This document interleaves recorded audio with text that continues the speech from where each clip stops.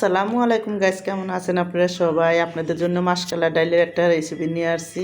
আমি আজকে মাসকালার ডাইল দিয়ে আজকে রান্না করবো, ডাইল রান্না করবো। তো দেখুন, মাসকালার ডাইলটি সুন্দর করে ভাজা চুইরা নিচ্ছি। তারপরে কিন্তু এটা দেশি ডাইল, দেশের থেকে আনছি। তো দেখুন, চূড়া সুন্দর করে ভাজা হয়ে গেছে। এখন আমি ভালো করে ধুইয়া তারপর অল্প করে পানি দিয়া আমি কিন্তু অল্প একটু হলুদ দিয়া তারপরে এটা সিদ্ধ করবো।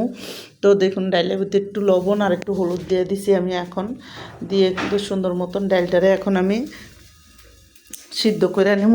তো যতক্ষণ সিদ্ধ না হয় অতক্ষণ ডালটা সিদ্ধ করবো। তো দেখুন, এখানে আমি সুন্দর মতন ডালটা এখন চুলার ভিতরে বয়াই দিছি। আর দেখুন, ভালো করে ডালটা সিদ্ধ হয়ে গেছে গা। আর যখন সিদ্ধ হয়ে গেছে তখন ভালো করে নামাইয়া এখন ব্লেন্ডারের ভিতরে নিয়ে আনবো। আর আমি কিন্তু দেখুন হাতে দেখাইছি সুন্দর মতন চাপ দিলি ডালটা সিদ্ধ হয়ে জায়গা। ওই ডালটা এখন ব্লেন্ডারের ভিতরে নিয়ে আমি কিন্তু অল্প একটু পানি দিয়ে তারপরে কিন্তু ডালটা ব্লেন্ডার করে নিব।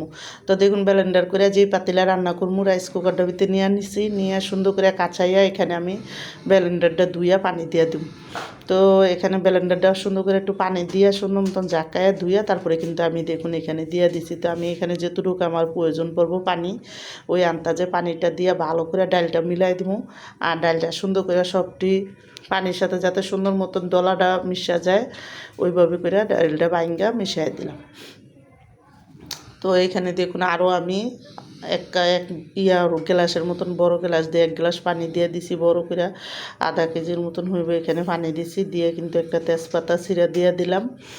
আর এখন আমি দেখুন কটা পেঁয়াজ এখানে সুন্দর করে কাটটা দিয়ে দিলাম, কটা কাঁচামরিচও দিয়ে দিছি এখানে। তো এখানে হলুদ টমাটোমটাও দিয়ে দিলাম। তো এখানে একটা টমাটো দিয়ে দিছি, দিয়ে কিন্তু এখন অল্প করে একটু হলুদ দিয়ে দিব। আমি একবার একটু সিদ্ধ করার সময় হালকা হলুদ দিয়ে সিদ্ধ করছি, এখন আমি আর একটু হলুদ দিব কালারটা যাতে সুন্দর আসে, এই জন্য আর একটু আদা রসুন বাটা দিয়ে দিছি, আধা চামচ আদা রসুন বাটা দিয়ে এখন আমি স্বাদ মতো লবণ দিয়ে দিব। তো যেটুকু লবণ আমার লাগবে অতটুকু লবণই এখানে আমি দিব।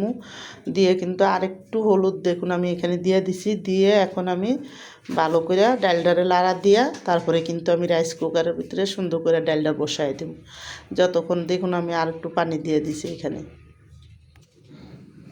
তো পানিটা দিয়ে এখন রাইস কুকারে ডালটা যখন সুন্দর করে 2-3টা বলক আইব তারপরে কিন্তু দেখুন আমি ভালো মতো লাড়া দিয়ে এখন একটু করে দিছি। তো আমার এই মাসকাই ডালের রেসিপিটা যাদের পছন্দ তারা লাইক সাবস্ক্রাইব দিন, প্লিজ আমার ভিডিওটা বেশি বেশি শেয়ার করে দিন আর সাবস্ক্রাইব করে দিন। আর এইভাবে একবার হলো ডাল রান্না করে খেয়ে দেখেন, অনেক মজা লাগে। আমি দেখুন এখানে বেশি করে রসুন শুকনো মরিচ দিয়ে ভালো করে দাগানি করে দিয়া তারপরে কিন্তু আমি এখানে ধনিয়া পাতা দিয়ে ডালটা এখন নামাই দেব।